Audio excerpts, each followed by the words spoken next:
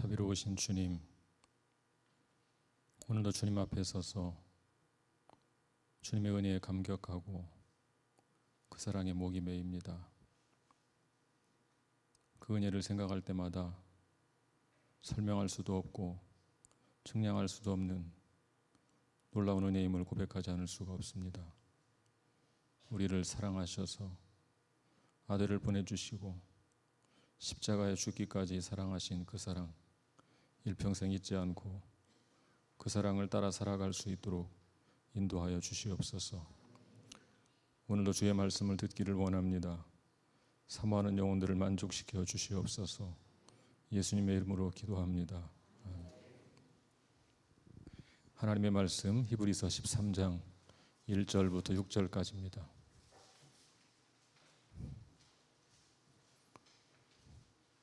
히브리서 13장 1절부터 6절까지입니다. 저와 함께 한 절씩 교독하겠습니다. 형제 사랑하기를 계속하고 잊지 말라. 이로써 부지 중에 천사들을 대접한 이들이 있었으니라. 너희도 함께 갇힌 것 같이 갇힌 자를 생각하고 너희도 몸을 가졌은즉 학대받는 자를 생각하라.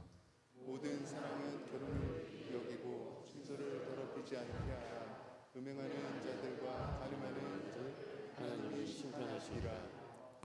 돈을 사랑하지 말고 있는 바를 족한 줄로 알라. 그가 친히 말씀하시기를 내가 결코 너희를 버리지 아니하고 너희를 떠나지 아니하리라 하셨느니라. 그러므로 우리가 담대히 말하되 주는 나를 돕는 이시니 내가 무서워하지 아니하겠노라. 사람이 내게 어찌하리요 하노라. 아멘. 자리에 앉으시겠습니다. 여러분 배려해 주셔서 한 달간의 안식 잘 보내고 왔습니다. 우리 제주도 출신 장윤철 형제님께서 가기 전에 미션을 주셨습니다. 오름 10개를 다녀오십시오 그랬는데 12개를 다녀왔습니다. 박수 칠 상황은 아닌 것 같은데 제가 자리를 비운 동안 또 부친상을 당하신 두 가정에는 송구한 마음을 전합니다. 주님께서 위로해 주시기를 바랍니다.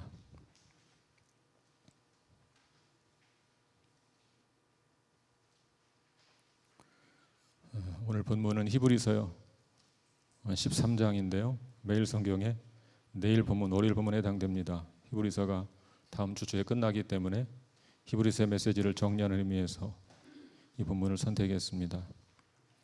히브리서가 우리에게 주는 메시지는 크게 세 가지입니다.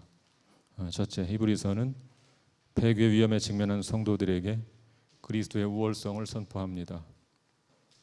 히브리서의 독자들은 유대교에서 나온 사람들인데 여러 가지 이유 때문에 다시 유대교로 돌아가려는 시도를 하고 있었습니다. 히브리서 저자는 그래서 1장부터 시작해서 그리스도의 우월성, 그리스도의 제사장직의 우월성, 희생 제물로서의 그리스도의 우월성이라는 세 가지 중심 주제를 통해 오직 그리스도만이 우리를 구원할 수 있는 절대적인 진리라고 선포합니다. 히브리서의 독자들은 처음에 그리스도만이 유일하신 진리라고 생각했습니다. 그렇지만 외부에서 박해가 시작되면서 복음의 절대성을 포기하고 다원주의적인 가치관을 수용하기 시작했습니다. 그러면서 점점 천국의 영원한 안식보다 이 땅에서의 안락을 추구하게 되었습니다. 그러다가 결국 폐괴 위험에 처하게 되었습니다. 우리 시대는 어떨까요? 우리도 역시 동일하게 복음의 상대화라는 위기에 직면해 있습니다. 오직 그리스도만이 유일하신 진리라고 주장하면 비웃음을 당하거나 미친 사람 취급당하기 십상입니다. 유일한 진리 이런 말보다는 다원주의적인 가치관이 훨씬 더 교양 있는 것으로 환영받는 그런 사회적 분위기 속에 살고 있습니다. 그러므로 히브리서의 메시지는 오늘 우리에게도 여전히 필요한 것입니다. 둘째, 히브리서는 영적으로 나태해진 성도들에게 영원한 본향을 향해 순례자의 삶을 살 것을 권고합니다. 우리는 이미 구원을 받았습니다. 그러나 우리의 구원이 완성된 것은 아닙니다. 우리는 이미 천국을 누리고 있습니다. 그러나 영원한 천국은 아직 임하지 않았습니다. 우리는 이미 하나님의 통치 가운데 살고 있습니다. 그러나 우리는 아직 완전한 하나님의 통치 가운데 놓여 있는 것은 아닙니다. 우리는 이미 그리스도 안에서 안식을 누리고 있습니다. 그러나 우리는 아직 참되고 영원한 안식을 누리고 있지는 못합니다. 그러므로 우리는 그리스도 안에서 완전하게 누릴 그 안식을 소망하면서 이 땅에서 순례자의 삶을 살아야 합니다. 이 땅에 살지만 이 세상에 속하지 않은 사람으로 하나님 나라를 본향으로 삼아 순례자의 삶을 살아나가야 합니다. 셋째, 히브리서는 영적으로 정체되어 성장하지 못하는 사람들에게 영적 성숙을 위해 노력하라고 권면합니다.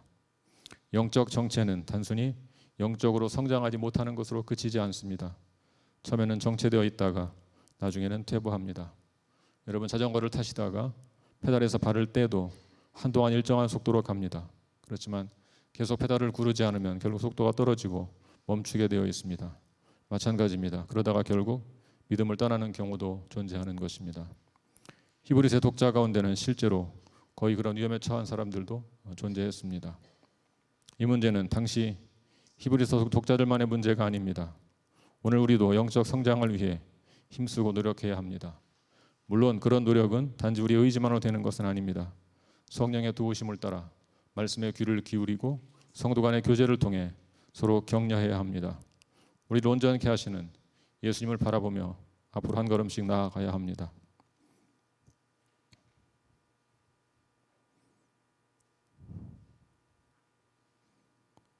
히브리서가 우리에게 주는 메시지를 한 문장으로 정리하면 오직 그리스도를 유일한 구원자로 믿고 하늘나라의 소망을 두는 순례자로서 치열하게 영적 성장을 위해 노력하라는 것입니다. 그럴 때 우리는 상대주의적이고 다원주의적인 가치관을 극복하고 하나님 나라 백성의 삶을 온전히 살아내게 될 것입니다. 하늘소망이라는 찬송이 있습니다. 가사를 보면 천국을 향해 가는 순례자의 삶을 잘 표현했습니다. 가사가 이렇습니다. 나 지금은 비록 땅을 버타며 살지라도 내 영혼 저 하늘을 디디며 사네. 내 주님 계신 눈물 없는 곳 저 하늘에 쌓아둔 내 소망이 있네. 보고픈 얼굴들 그리운 이름들 많이 생각나.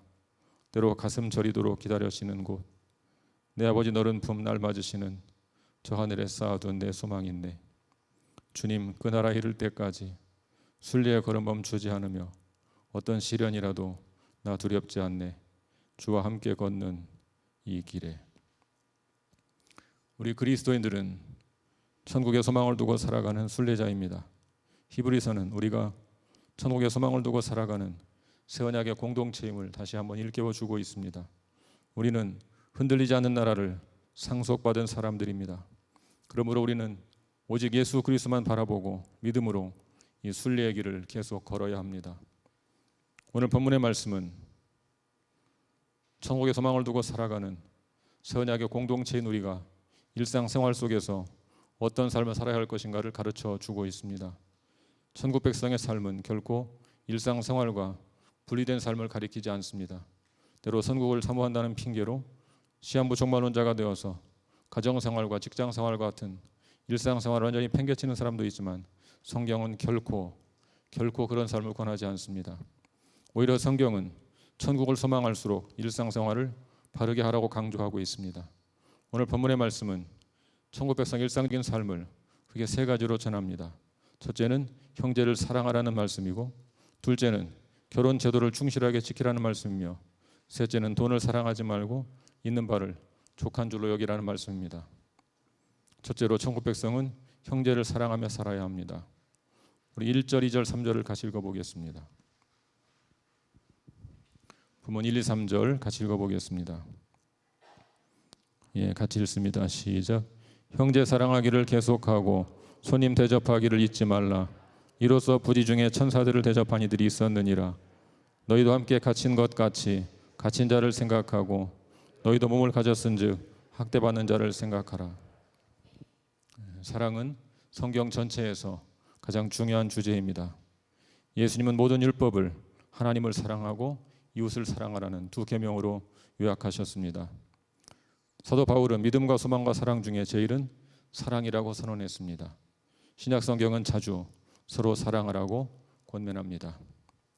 본문 1절을 보면 형제 사랑하기를 계속하라고 했습니다.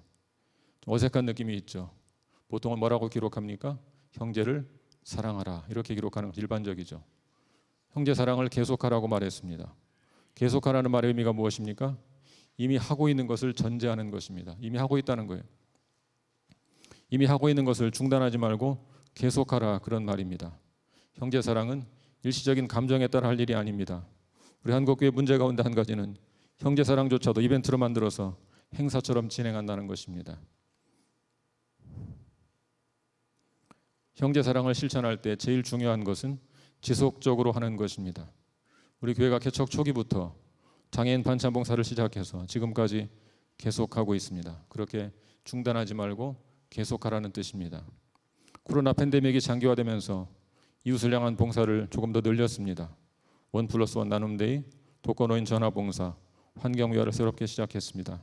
이런 일들도 계속하는 것이 중요합니다. 순간적으로 감동을 받고 한두 번 실천하는 것은 그리 어려운 일이 아닐 수 있습니다. 진정한 천국 백성은 매일 꾸준히 지속적으로 사랑을 실천해야 합니다. 히브리서 기자는 형제 사랑을 크게 세 가지로 적용해서 권면합니다. 그 중에 첫 번째가 손님을 대접하라는 것입니다. 손님을 대접하는 것은 초대교회에서 아주 중요한 사랑의 실천이었습니다. 당시 여행자들이 편안하게 쉴 만한 숙소가 많지 않았기 때문에 각 가정의 손님을 대접하는 것이 일반적인 관습이었습니다. 당시 상황을 고려하면 여기서 말하는 손님은 주로 복음 전도자들입니다. 초대교회 성도들은 전도자들을 자기 집으로 모셔서 대접하는 일을 귀하게 또 중요하게 생각했습니다. 오늘날로 말하면 복음을 위해서 집과 소유를 포기한 전도자들, 선교사들을 편안히 모시는 것으로 적용할 수 있을 것입니다. 손님을 대접하다가 부지 중에 천사를 대접한 사람은 누구를 가리키겠습니까? 아브라함을 가리키겠죠. 아브라함은 천사인 줄 모르고 대접했습니다. 알지 못하는 중에 천사를 대접하는 건 얼마나 귀한 일입니까? 누가 하나님의 천사일까요? 하나님께서 보낸 자가 하나님의 천사입니다. 복음을 위해 선신한 전도자들, 선교사들도 그런 의미에서 하나님의 천사라고 말할 수 있습니다. 형제 사랑의 두 번째 적용은 갇힌 자를 생각하라는 것입니다.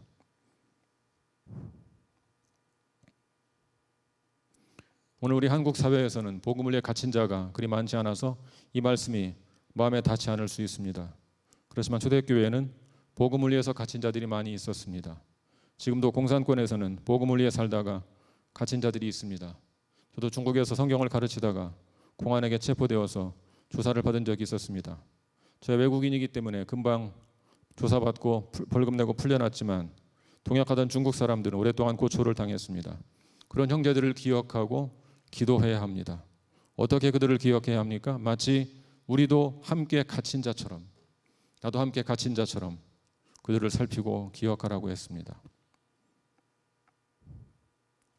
형제 사랑의 세 번째 적용은 학대받는 자를 생각하라는 것입니다. 무엇을 위해서 학대를 받겠습니까? 복음을 위해서 학대를 받았을 것입니다. 히브리서 독자들의 상황에서 학대를 받는 것은 매우 현실적인 고통이었습니다. 그들 가운데 어떤 사람들은 그런 핍박 때문에 신앙을 버릴 위기를 맞은 사람도 있었습니다. 가벼운 육체적 고통은 견딜만 합니다. 그러나 극심한 육체적 고통은 누구에게나 큰 두려움을 주는 것입니다. 우리도 몸을 가진 사람들입니다. 우리 육체 약한 고통만 있어도 얼마나 우리를 힘들게 하는지 모릅니다. 신앙적인 이유로 날마다 그런 육체적 고통을 당하는 사람들은 말할 수 없이 괴롭고 힘들 것입니다. 사랑하는 여러분, 복음을 위해서 나그네된 사람들을 영접하시기를 바랍니다. 복음을 위해서 갇힌 자들과 학대받는 자들을 기억하고 그들을 위로하시기 바랍니다. 여러분이 아플 때 여러분을 위로해 주신 주님을 기억하십시오. 여러분이 괴로워서 울 때 눈물을 닦아주신 우리 주님을 기억하십시오. 그 사랑으로 고난을 겪고 있는 형제를, 자매를 위로하는 자가 되시기를 바랍니다.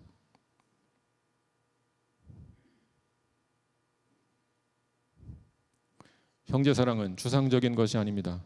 그것은 복음을 위해 선신한 우리 형제들을 영접하는 것입니다. 우리의 집을 열어서 그들을 영접하는 것입니다. 우리의 소유를 내어서 그들을 섬기는 것입니다.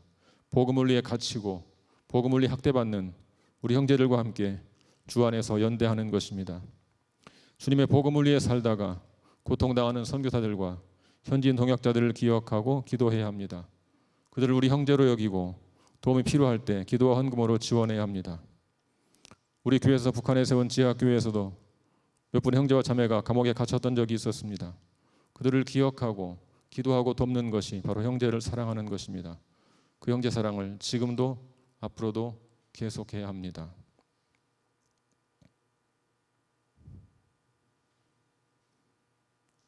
둘째, 천국 백성은 결혼 제도를 충실히 지키고 성적인 순결을 유지해야 합니다.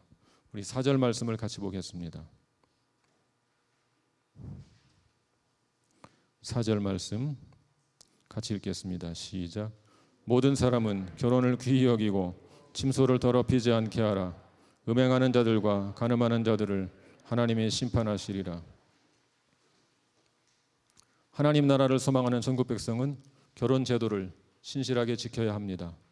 결혼 제도 안에서 이루어지는 부부간의 성관계는 하나님의 창조에 동참하는 신성한 일입니다.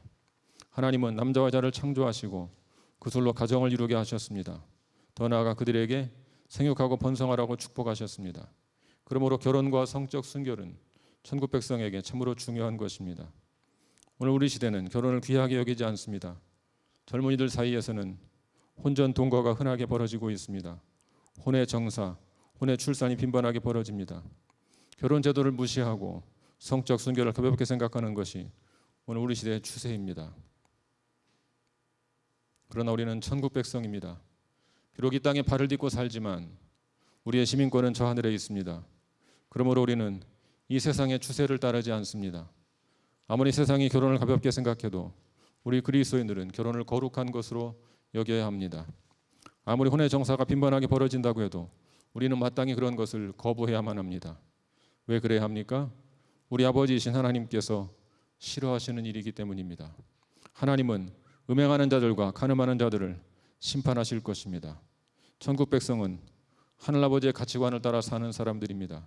그러므로 하나님의 심판을 두려워해야 합니다. 하나님께서 싫어하시는 일을 우리도 싫어하고 그것을 거부해야 합니다. 사랑하는 성도 여러분, 여러분의 가정을 귀하게 여기시기 바랍니다. 여러분 곁에 있는 배우자를 진심으로 사랑하십시오.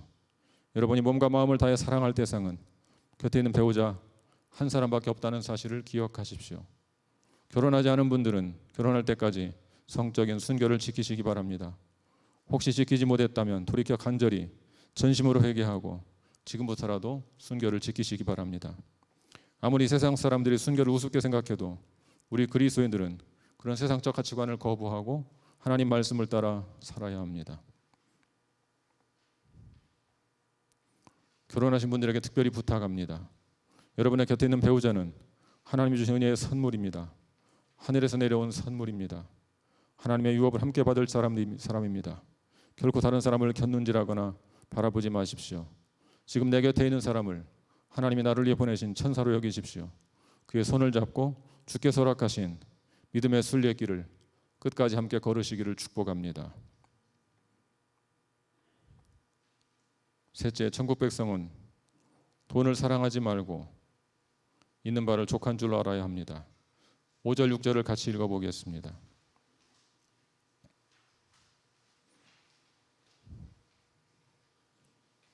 5절, 6절 같이 읽습니다. 시작.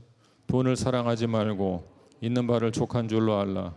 그가 친히 말씀하시기를 내가 결코 너희를 버리지 아니하고 너희를 떠나지 아니하리라 하셨느니라.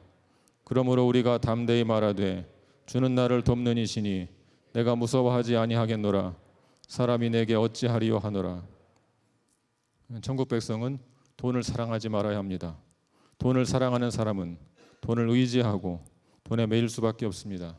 한마디로 돈이 우상이 됩니다. 반면 하나님을 사랑하는 자는 하나님을 의지하고 하나님께 매인 삶을 삽니다. 돈을 사랑하는 것과 하나님을 사랑하는 것은 서로 배타적입니다. 돈을 사랑하는 사람은 하나님을 사랑할 수 없습니다. 하나님을 진정으로 사랑하는 사람은 돈을 사랑하지 않습니다. 예수님은 분명히 하나님과 재물을 겸하여 섬길 수 없다고 하셨습니다. 그러므로 진정한 천국 백성은 돈을 사랑하지 말아야 합니다. 어떻게 돈을 사랑하지 않을 수 있습니까? 오늘 말씀이 뭐라고 기록합니까? 있는 바를 족한 줄 알라고 했습니다. 돈을 사랑하는 사람은 끝이 없이 더 많은 돈을 갖고 싶어 합니다. 돈 욕심은 끝이 없습니다. 돈을 사랑하지 않는 비결은 한 가지밖에 없습니다. 그것은 바로 하나님이 허락하신 것, 하나님이 주신 것을 족한 줄로 여기는 것입니다. 왜 그렇습니까? 왜 우리가 하나님께서 주신 것을 족한 줄로 생각해야 합니까? 하나님의 약속 때문입니다. 뭐라고 약속하셨습니까? 5절 끝을 보십시오. 내가 결코 너희를 버리지 아니하고 너희를 떠나지 아니하리라. 내가 결코 너희를 버리지 아니하고 너희를 떠나지 아니하리라. 사랑하는 여러분, 하나님께서 우리와 함께 하신다면 그것으로 충분하지 않겠습니까? 어느 목사님이 다른 교회 설교하러 가시게 되었습니다. 주중에 그 교회 사무실 직원이 전화를 걸었습니다. 본문과 제목이 무엇입니까? 주보에 기록하게 알려주십시오. 목사님이 답했습니다. 본문은 시편 23편, 제목은 여호와는 나의 목자. 직원이 다시 물었습니다. 여호와는 나의 목자? 그게 다예요? 목사님이 이렇게 말했습니다. 여호와는 나의 목자, 그것으로 충분하지 않습니까? 주일에 교회에 가서 보니까 이렇게 적혀 있었습니다. 여호와는 나의 목자, 그것으로 충분하지 않습니까? 직원이 잘못 이해하고 기록한 것이지만 목사님은 깊은 감동을 받았습니다. 사랑하는 여러분, 우리의 목자이신 주님께서 이렇게 약속하셨습니다. 내가 결코 너희를 떠나지 아니하고 너희를 버리지 아니하리라. 그것으로 충분하지 않습니까? 우리와 함께 하시는 살아계신 주님께서 우리를 위해 선한 것이라면, 우리에게 필요한 것이라면 재물도 채워주시지 않겠습니까? 6절 말씀은 시편 기자의 고백을 인용해서 믿음의 고백을 한 것입니다. 주는 나를 돕는 이시니 내가 무서워하지 아니하겠노라. 사람이 내게 어찌하리요. 사랑하는 여러분, 주님은 우리를 돕는 분이십니다. 천지 만물을 창조하시고 그 모든 것, 곧 만유의 주인이신 전능자 하나님께서 우리를 도와주십니다. 그럼 무엇이 두렵습니까? 우리는 늘 주 예수보다 더 귀한 것은 없다고 찬송합니다. 세상 부귀와 바꿀 수 없다고 노래합니다. 막상 우리 삶 현장에서는 주 예수보다 귀한 것이 너무 많이 있습니다. 세상의 부귀가 귀하고 세상의 명예가 귀하고 세상의 행복이 귀합니다. 그것은 진정한 천국 백성의 삶이 아닙니다. 천국 백성은 하나님 나라의 소망을 두고 삽니다. 이 세상의 재물을 쌓는 것보다 하늘의 재물을 쌓는 것을 더 기쁘게 생각합니다. 그래서 주신 것에 만족하며 나누고 베푸는 삶을 살아갑니다. 사도 바울은 예수를 만난 이후에 모든 소유를 포기하고 살았습니다. 그런데 그런 바울이 빌립보서 4장 18절에서 이렇게 고백합니다. 내게는 모든 것이 있고 또 풍부한지라. 내게는 모든 것이 있고 또 풍부한지라. 일평생 전도자로 목회자로 선교사로 살았던 바울에게 무엇이 그리 풍족하겠습니까? 자족하는 법을 배웠기 때문에 감사하는 마음으로 만족하면서 산 것입니다. 지금도 마찬가지입니다. 제가 때로 목회자들이나 선교사를 만나면 물어볼 때가 있습니다. 경제적으로 어렵지 않으십니까? 훌륭한 분들일수록 자신은 풍족하게 산다고 고백합니다. 하나님의 은혜로 필요한 것이 늘 공급되어서 늘 감사하며 산다고 고백합니다. 여러분, 진짜로 풍족하겠습니까? 사람마다 체감하는 바가 다른 것이죠. 자족하는 마음을 갖고 살아갈 때 풍족하다는 고백이 나오는 것입니다. 앞에서 불렀던 찬송가 94장, 주 예수보다 더 귀한 것은 없네. 이 찬송은 조지 베벌리 시아가 작곡했습니다. 미국이 대공황에 빠져서 경제적으로 어려울 때 그는 1500대 1의 경쟁을 뚫고 시카고 방송국의 전속 가수로 선발되었습니다. 너무 기뻐서 잠을 못 이루고 있었는데 목사의 아내였던 자신의 어머니가 밀러 부인이 작사한 이 시를 보여주었습니다. 조지 시아는 그때 큰 감동을 받고 피아노 의자에 앉아 떠오르는 영감을 따라서 이 시에 곡을 붙였습니다. 탄생한 노래가 찬송가 94장입니다. 우리는 백이장으로 흔히 알고 있었던 그런 노래죠. 주 예수보다 더 귀한 것은 없네. 이 세상 부귀와 바꿀 수 없네. 영 죽은 내 대신 돌아가신 그 놀라운 사랑 잊지 못해. 예전 찬송가에서 영 죽을 그랬습니다. 영 죽을. 지금은 영 죽은입니다. 영 죽은. 영 죽은 내 대신 돌아가신 그 놀라운 사랑 잊지 못해. 세상 즐거움 다 버리고 세상 자랑 다 버렸네. 주 예수보다 더 귀한 것은 없네. 예수밖에는 없네. 그 다음 날 조지 시아는 하나님께서 자신에게 주신 재능을 하나님 영광을 위해 사용하기로 결심하고 시카고 방송국에 전화를 걸어서 전속 가수의 길을 포기하겠다고 말했습니다. 그 후에 그는 빌리그람 전도단의 일원이 되어서 이 찬송으로 하나님께 영광을 돌렸습니다. 한국에서 빌리그람 집회가 열렸을 때도 조지 시아가 이 찬송을 불렀습니다. 사랑하는 성도 여러분, 우리는 천국 백성입니다. 하늘에 소망을 두고 이 땅에서 순례자의 삶을 사는 나그네들입니다. 그러므로 이제부터 천국 백성의 삶을 사시기를 바랍니다.